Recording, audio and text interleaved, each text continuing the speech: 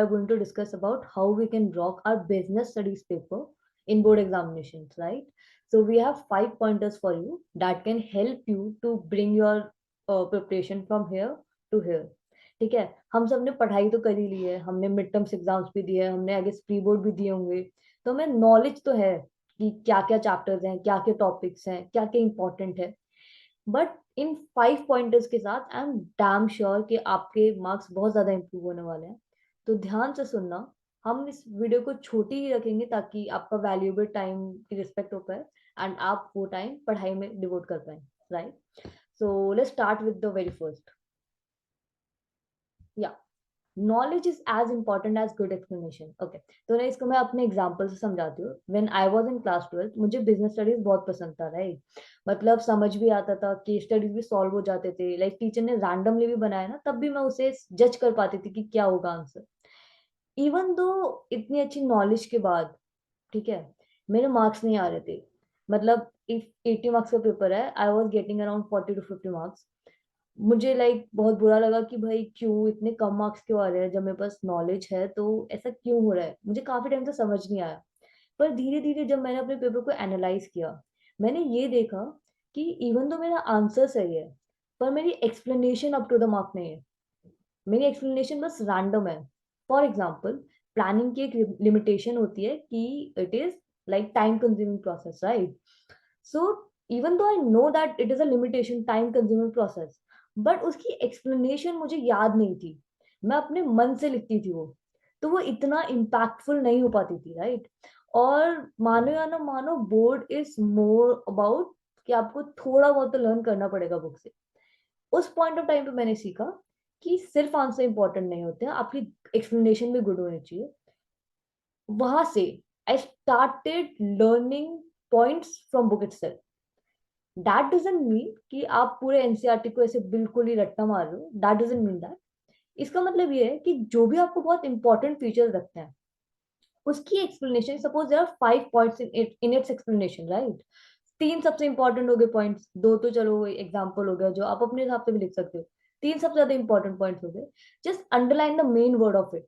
ठीक है, फिर आपको वो स्ट्राइक करना चाहिए कि प्लानिंग की लिमिटेशन थी टाइम कंज्यूमिंग. टाइम कंज्यूमिंग के अंदर 3 हमने मेन फीचर्स पढ़े थे, उसके ये अंडरलाइन थे, लाइक अंडरलाइन किया हुआ था आपने, फिर उसके बाद तो आप फ्रेम कर लोगे.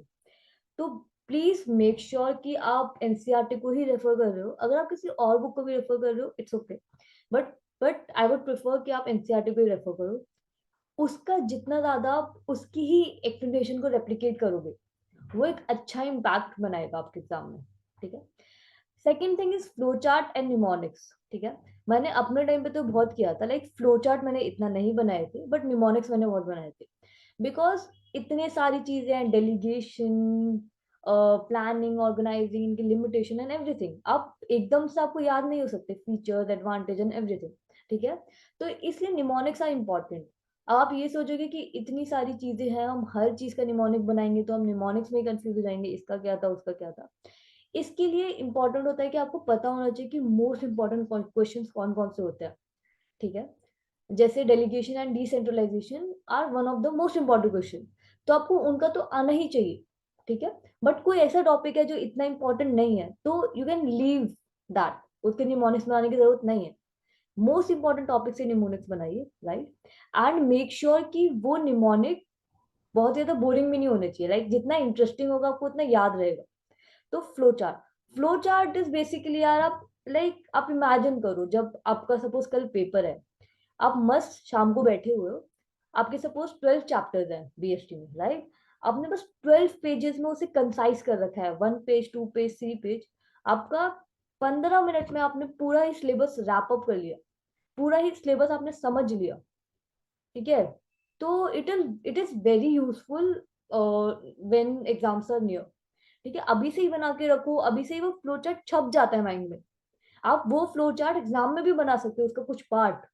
तो all this thing will help. ठीक है, देन आता है case study needs practice. Like काफी लोगों ने मुझसे पूछा है कि केस स्टडी का क्या करना है, टफ लगती है. यार मेरा तो सिंपल मानना है, केस स्टडी को प्रैक्टिस की जरूरत है. आप बस 1 घंटा निकालो अपने दिन का. ठीक है, just sit with case studies. Question पढ़ा, आंसर सोचा, write it down and reason भी लिखो कि मुझे इसलिए ये लगता है. Then check out the answer. सही है तो अच्छी बात है, और उसकी एक्सप्लेनेशन भी सही होनी चाहिए। अगर गलत है तो समझो कि आपने क्यों उसको लाइक रॉन्ग आंसर को सोचा था। आप ऐसे अपना थॉट प्रोसेस सही कर पाओगे। और आप लाइक मतलब अगर आप ये लाइक एक एक घंटा बैठोगे 3 4 दिन, एक पॉइंट आएगा कि आप एक घंटे में 80 to 100 केस स्टडीज भी सॉल्व कर पाओगे। क्योंकि आपको एक तो याद हो जाती है केस स्टडी, बहुत ज्यादा डाइवर्स नहीं आती, लिमिटेड आती है। अगर पीवाई की प्रैक्टिस करने हैं, limited type of case studies आते हैं, तो एक पॉइंट ऐसा आएगा कि आप 60 मिनट्स में आप 80 to 100 केस स्टडीज भी आप सॉल्व कर पाओगे। ठीक है, I am not talking about writing it right now. ठीक है, लिखने की मैंने बात कर दी है कि आपको एक्सप्लेनेशन याद होनी चाहिए, पर अभी मैं बात कर रही हूँ उसका आंसर फिगर आउट करने की। तो this 1 hour practice can really help you, right? Now we can move forward, which is answer writing and recalling is important, right? As I told you that explanation is important, पर अगर आपने याद कर लिया इसका मतलब ये थोड़ी ना है कि मतलब आ ही जाएगा, मतलब आप लिख ही लोगे पेपर में। आपको लिखना पड़ेगा, आपको ट्राई करना पड़ेगा। जैसे आपने 3 पॉइंट्स याद किए, आपने कोई सैम्पल पेपर सॉल्व किया, ठीक है, उसमें से 2 पॉइंट्स आपको याद रहेंगे, तीसरा याद नहीं रहेगा, इट्स ओके। आप उसे दोबारा रेफर करो, लर्न करो, एक और जब दूसरी बार लिखने जाओगे sample paper, I am damn sure कि आपको तीनों की तीनों याद रहेंगे। ठीक है, तो ऐसे आपको आंसर राइटिंग की प्रैक्टिस करनी पड़ेगी। आप सिर्फ अपनी मेमोरी पे डिपेंडेंट नहीं रह सकते कि मैंने एक बार याद कर लिया था अब हो गया। एंड रिकॉलिंग, सी हमेशा हमारे पास टाइम नहीं होता है कि हम लिख लिख के प्रैक्टिस करें, क्योंकि लिखने में टाइम तो लगता ही है। पर कभी कभी ऐसा कर सकते आप मन में ही, यू कैन जस्ट कि हाँ 3 points this this this, as simple as that works. And PYQs की इंपॉर्टेंस पर कुछ डाउट है क्या? तो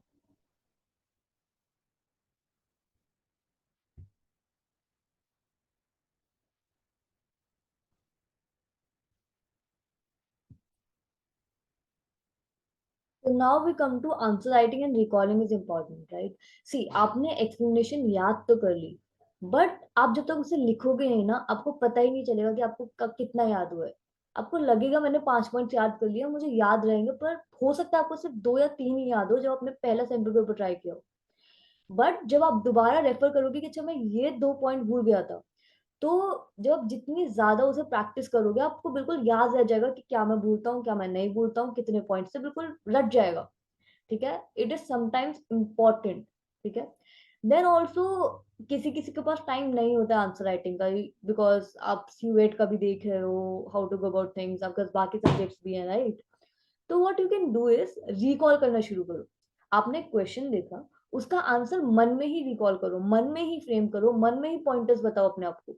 ठीक है, और मन में कुछ डाउट आता है कि अच्छा मुझे ना इसके 3 पॉइंट से मुझे 2 ही याद आ रहे हैं, एक याद नहीं आ रहा, just go back to book and refer it. ठीक है, obviously writing is more beneficial than recalling, but recalling also works, right? Now fifth one, PY की उसकी इंपॉर्टेंस पर कुछ डाउट है क्या? आई एम श्योर कि आपको कोई डाउट नहीं होगा। सो PYQs are most important, are must to be done. You have 1 month in hand, a buffer time, right? एक एक PYQ को ऑब्वियसली दिस टू लाइक जो क्वेश्चन आउट ऑफ सिलेबस है उन्हें छोड़ के अच्छे से प्रैक्टिस करो, इधर रिकॉल करके, इधर राइट करके, उसकी केस स्टडीज प्रैक्टिस करो। ठीक है, एवरीथिंग। ठीक है, जो भी आप पीवाईक्यू से और भी कुछ लाइक पीवाईक्यू के क्वेश्चन देख के और कुछ क्वेश्चन आप खुद से भी फ्रेम कर पा रहे हो, practice them. Understood? PYQ are most important. You can use books like sample paper books. You can use YouTube channels who show PYQs. We may produce some content on this as well, right? So yeah, and that is all from my end. My 5 pointers. Now, yeah. So as you guys know that we are coming up with our app, that is EduShield. So you can get test series from it, form filling, online counseling, live classes, doubt solving, a lot of things in just a single app. तो just go and download it. अपने test वगैरह देते रहो, free mock test भी आने वाले हैं, देते रहो, प्रिपेयर करते रहो, एंड होपफुली आपको बहुत अच्छा एग्जाम जाएगा। कुछ डाउट्स हो तो यू कैन जस्ट कमेंट